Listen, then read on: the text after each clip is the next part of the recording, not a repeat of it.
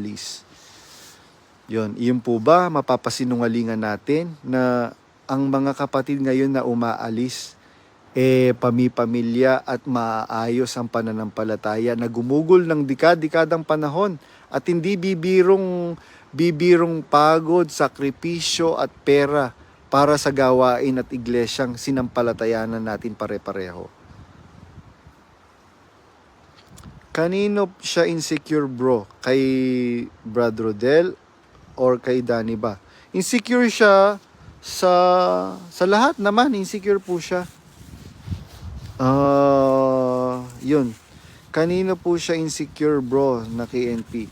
Siya po ang tanungin nyo kasi as I've said earlier, I cannot answer on behalf of anybody or anyone.